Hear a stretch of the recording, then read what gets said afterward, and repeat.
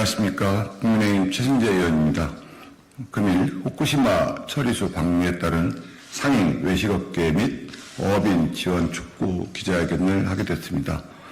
후쿠시마 처리수 방류 결정 이후 수산물 소비 기피 현상 확산에 따른 어업인과 어업인 대상의 지원 촉구를 하기 위한 내용이고요. 후쿠시마 처리수 방류를 두고 근본 없는 위원배와 정치적 언행들이 또다시 고개를 들고 있습니다. 정치적 언행들이 민생을 생각했으면 좋겠고요. 과학의 근거는 민생을 참작해서 만들어졌으면 좋겠습니다. 일말의 진실과 조금의 과학적 근거도 없이 그저 당대표의 사법 리스크를 회피하기 위해서 악의적 정치적 목적만으로 가득한 거대 야당은 선동의 지원지가 자신들한 것도 잊은 채 아이들을 동원하는 아동 학대도 모자라서 또다시 고귀한 촛불의 의미를 더럽히고 왜곡하고 있습니다. 대한민국 제1당이 선동정치, 괴담정치에 매몰되어 있는 동안 민생은 나락으로 떨어져만 가고 있습니다. 지금 우리가 해야 할 일은 다른 무엇도 아닌 거대 야당의 선동으로부터 피해를 입은 소상공인과 자영업자, 어업인 등 피해자들에 대한 지원책 강구입니다. 현장에서는 벌써 우려가 현실이 되고 있습니다. 수산물에 대한 불안과 불신이 퍼지면서 횟집들은 가격을 절반으로 내리고 매출 또한 급감했다는 보도들이 연이어 나오고 있는 실정입니다. 단지 생업에 집중했을 뿐 횟집 사장님들은 마진도 남기지 못하고 할인을 하거나 기껏 주문한 식자재를 버리고 피눈물을 삼키고 있습니다. 언제 망할지 모르는 참담한 현실입니다. 시장의 상인들은 명절 대목을 앞두고 코로나 때보다 더 휑해진 시장의 모습에 밤잠을 이루지 못하고 있습니다. 대체 이분들에게 무슨 잘못이 있는 것이 대체 누구 때문에 이러한 고통을 겪으셔야 하는 것인지는 이미 국민 모두가 알고 계실 것입니다.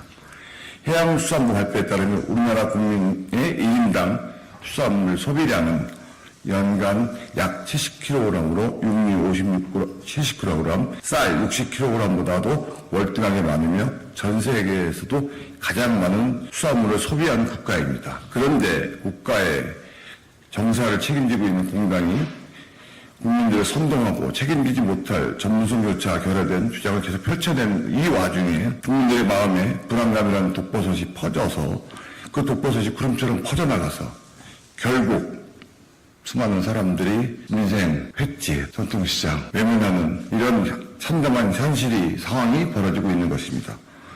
우리는 이미 검증되지 않은 선동성 주장들로 인해서 한국가가 어느 정도의 괴멸적인 타격을 받을 수 있는지 잘 알고 있습니다.